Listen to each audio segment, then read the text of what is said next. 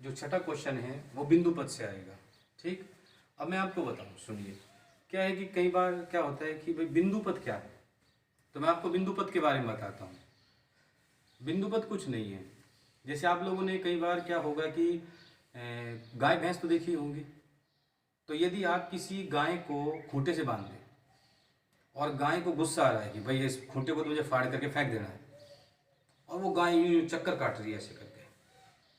अब आप अच्छी एक बात बताइए, जो उसके पैर है उसके पैरों का एक पथ क्या होगा? पथ से मतलब वो नहीं कि आपको उसको बताना कि पथ जो है रोहित चला गया, तो आपको पथ नहीं बताना कि कहाँ तक ये रास्ता गया है। आपको ये देखना है उसकी आकृति कैसी बनती है। तो जो आकृति है अपने को उसका आकृति का नाम बताना है। बस उस नाम को ही अपन बोलेंगे इसका बिंदु पथ है। जैसे गाय है ऐसे घूम रही है तो क्या बन रहा है? व्रत बन रहा है। तो बस ये एक इसका जो बिंदु पथ होगा वो एक व्रत होगा। जैसे घड़ी है, दीवार घड़ी की सुई है। वैसे तो सुई उसमें अलग अलग होती है, घंटे की अलग है, मिनट की अलग है, सेकंड की अलग है। कोई भी एक सुई ले लो आप, ठीक है, मिनट की ले लीजिए। तो मिनट वाली सुई जैसे चलती जाएगी तो बताइए क्या बनाएगी? एक व्रत बनाएगी। तो उसका जो बिंदु पथ होगा एक व्रत होगा। घड़ी का जो पेंडुलम होता है वैसे हिलता है यूं करके, तो बताइए कैसी आकृति बना रहा है? व्रत का एक चाप। तो आपको केवल उस आकृति का नाम बताना है जो उस वस्तु के द्वारा या उस जीव के द्वारा जो आकृति बन रही है, वो आकृति का नाम बताना ही बिंदु पथ है, बाकी कुछ नहीं। बिंदुओं के द्वारा जो पथ बनता है वो बिंदु पथ है। ठीक, मैंने यहाँ पर कुछ क्वेश्चन लिखे हैं जो कि मैं भी आपको एक एक पढ़ के दिखाऊंगा। आपको मात्र एक क्वेश्चन रट लेने हैं, रटते ही आपका 1 नंबर श्योर है। ठीक है, जो 1 से लेकर के 10 तक सवाल आते हैं उसमें छठे नंबर कई बार क्या थोड़ा बदलाव भी हो जाता है, छठे नंबर के बजाय वो 7वें नंबर पर दे देता है, पर आएगा पक्का। ठीक है, अब आप देखिए, ये मैं आपको पूरा बोर्ड दिखा देता हूँ। मैंने पहले लिख दिया था, अभी लिखता तो बहुत टाइम लग जाता। 1 मिनट। देखिए बिंदु पथ, पहला क्वेश्चन है समतल में लुढ़कने वाले वृत्त के केंद्र का बिंदु पथ लिखिए। समतल के समांतर रेखा, भाई रियलिटी है। मैं आपको चलो अच्छे सवाल को थोड़ा सा बताऊं आपको, 1 मिनट ध्यान दो। आप लोगों ने कभी बचपन में टायर तो चलाया होगा, साइकिल वाला टायर, टक टक टक टक टक टक चलाया है। और कई बार ऐसा होता था कि मैंने खुद ने जब टायर चलाया तो उसमें क्या वो टायर लूज पड़ जाता है, क्योंकि वो घिसा पिटा टायर अपन लेके आते। नए तो टायर नहीं चलाएंगे ऐसे, नया टायर तो साइकिल में काम आता है। पुराने वाला टायर चलाया है तो हम क्या करें, उसमें ऐसे लकड़ियाँ लगा देते। लकड़ियाँ लगाते तो लकड़ियाँ ऐसे क्रॉस काटती, तो जब हम टायर चलाते तो टायर ऐसे दौड़ता। तो आप बताइए जो बीच में टायर का जो बीच का बिंदु पथ है जहां पर दोनों लकड़ियां आपस में क्रॉस कर रही है, वो तो वहीं रहेगा ना स्थिर, वो थोड़ी, वो तो यूं घूमते रहेगा, वो एक जगह से आगे आगे बढ़ता हुआ जाएगा। तो यदि हम उनको मिलाते हुए चले जाएं तो एक रेखा प्राप्त होगी। टायर ही तो आगे दौड़ रहा है, परंतु वे जो लकड़ियां हैं वो तो यूं घूमती रहेंगी, वो तो वहीं के वहीं रहेगी। तो उनको यदि आप मिलाते हुए जाओगे, अभी मैं आपको चित्र के माध्यम से बता दूंगा जब सवाल करूंगा, तो एक रेखा प्राप्त होगी। आप ये मत सोचो कि टायर घूम रहा है तो वृत्ताकार पता आना चाहिए था, ऐसा नहीं होता। अब आप देखो, समतल में लुढ़कने वाले वृत्त के केंद्र का बिंदु पर समतल के समांतर रेखा होगी। किसी त्रिभुज के शीर्ष से समदूरस्थ बिंदु का बिंदु पथ परिकेंद्र है। भाई कुल मिलाकर के सारी चीजें आपको रटनी है।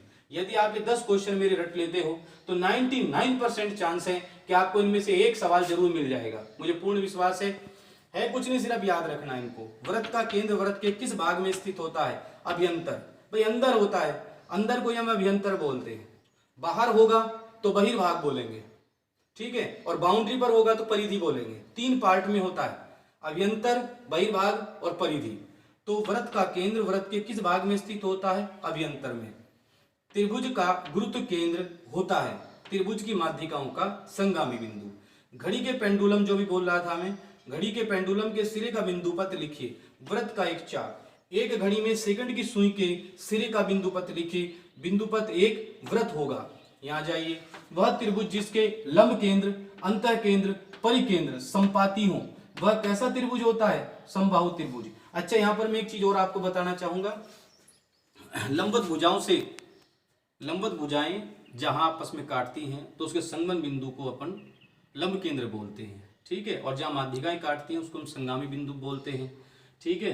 और एक बात विशेष सुन लें आप, अब कई बच्चे कहते हैं, मैं उनसे पूछता हूं भाई समबाहु त्रिभुज किसे कहते हैं? कि सर मैं बताऊंगा। क्या बताएगा? कि समबाहु त्रिभुज जिसकी सारी भुजाएं समान हो। अरे वो तो होती है समबाहु त्रिभुज, सारी भुजाएं समान तो है, ये बात फिक्स है, पर इससे तुझे अलग क्या पता है? वो तो कक्षा 3 का बच्चा बता देगा, आप 10वीं पढ़ रहे हैं। समबाहु त्रिभुज उसे कहते हैं जिसकी सारी माध्यिकाएं समान हो, सारी माध्यिकाएं समान हो। भाई सारी भुजाएं समान है ये तो सबको पता है, प्रत्येक कोण 60 डिग्री का होता है ये भी सबको पता है, पर सारी माध्यिकाएं भी समान है इसका भी आपको ध्यान रखना है, तभी आप 10वीं क्लास के अंदर हैं। तो जब सारी माध्यिकाएं समान होती हैं तो समबाहु त्रिभुज है। और एक विशेष ये जो मैंने लिखा है, वह त्रिभुज जिसके लंब केंद्र, अंत केंद्र, परिकेंद्र संपाती हो, मतलब एक जगह मिलते हो, संपाती मतलब समान हो, वह कैसा त्रिभुज होता है? वह त्रिभुज जिसके लंब केंद्र, अंत केंद्र, परिकेंद्र संपाती हो, वह कैसा त्रिभुज होता है? मतलब एक जगह मिलते हैं, संपाती से मतलब होता है एक जगह मिलने वाले, मतलब संपाती का मतलब तो इंग्लिश में तो इक्वल बोलते हैं। आप लंब केंद्र खींचिए, अंत केंद्र खींचिए, परिकेंद्र खींचिए, सब एक ही जगह मिलेंगे तो उसको हम क्या बोलते हैं? समबाहु त्रिभुज। त्रिभुज के अंदर उस बिंदु का बिंदुपथ ज्ञात कीजिए जो कि त्रिभुज की तीनों भुजाओं से समान दूरी पर हो, अंतःवृत्त होता है। उस बिंदु का बिंदुपथ ज्ञात करो जिसकी रेखा AB से दूरी सदैव 5 सेंटीमीटर हो, AB के समांतर रेखा। त्रिभुज के तीनों शीर्ष लंब संगामी होते हैं तो संगमन बिंदु को कहते हैं लंब केंद्र। एक बार पूरा इसको थोड़ा सा आप ले लें पूरे उसका, ताकि कोई स्क्रीनशॉट लेना चाहे तो आप स्क्रीनशॉट ले लेंगे और फिर आराम से देख देख करके पहले कॉपी में लिख लेना, वैसे भी आपके पास काफी टाइम है, और फिर इनको याद कर लेना। ठीक है, ये क्वेश्चन नंबर 6 रहेगा। 7वां क्वेश्चन आपका समरूपता से संबंधित आएगा। वैसे मैं 1 मिनट थोड़ा सा इसको डिस्क्राइब कर दूं, उससे आपको कई बातों का ध्यान पड़ जाएगा। पहला जो क्वेश्चन है, 1 मिनट देखिए, ये समतल में लुढ़कने वाले, देखो ये तो हो गया समतल। समतल कोई अलग से नहीं आता। समतल के लिए आप सोचेंगे कोई कांच ले लेते हैं, समतल मतलब सड़क। तो समतल में लुढ़कने वाले ये देखो आप, ये आपका साइकिल का टायर है, ये लुढ़क रहा है, ये इसका बिंदु है। समतल में लुढ़कने वाले वृत्त के केंद्र, वृत्त थोड़ी लुढ़केगा, कोई या तो टायर होगा या फिर कोई ऐसी गोल वस्तु होगी, थाली हो जाएगी। तो इसकी जैसे लुढ़क रही है, अब ये कहाँ पहुंची? यहाँ पर। अब कहाँ पहुंची? यहाँ पर। अब कहाँ पहुंची? यहाँ पर। अब देखो आप इसके केंद्र देखो, ये क्या है ना, केंद्र का बिंदुपथ। तो अब इसे लुढ़कने का बिंदुपथ नहीं बताना है, केंद्र का बताना है। इसको मिलाओ, बताओ कैसी आकृति मिली? एक रेखा, एक सरल रेखा जो समतल के समांतर है, पैरेलल है। तो वही हर एक में नियम है, ऐसा नहीं कि भाई आपको कोई अलग से नियम याद रखना है। बस बिंदुपथ यही है कि उनको मिलाने पर जो पथ बनता है, जो आकृति बनती है, उसका नाम बताना है। चलिए ठीक है, मैं अगला क्वेश्चन बताता हूं आप लोगों को। 1 मिनट अभी रुक जाओ। अगला जो क्वेश्चन है सुनो, अगले क्वेश्चन के अंदर समरूपता पर आधारित है। समरूपता, अब नाम से देखो आप, 7वां, हाँ 7वां क्वेश्चन। इसका जो 7वां क्वेश्चन है वो समरूपता पर आधारित है। जो हम बोर्ड परीक्षा के अंदर 7वां सवाल, कई बार वो 8वां भी कर देता है, कई बार 6वां भी कर देता है, बाकी 1 नंबर का सवाल आएगा। और लगभग मैंने इसका जो बेस लिया है इस पेपर का, ये 2019 का जो पेपर था उसके अनुसार मैं चल रहा हूं। तो समरूपता वाला जो क्वेश्चन आएगा, अब समरूपता क्या है? जैसे 2 त्रिभुज हैं, यदि एक त्रिभुज के तीनों कोण दूसरे त्रिभुज के तीनों कोणों के क्रम से बराबर हैं तो वे समरूप हैं। तो समरूपता पर आधारित जो क्वेश्चन है वो आएगा। देखिए मैं आपको एक छोटी सी बात बता दूं डायरेक्टली, इसमें आपको थेल्स प्रमेय का नियम ध्यान रखना है।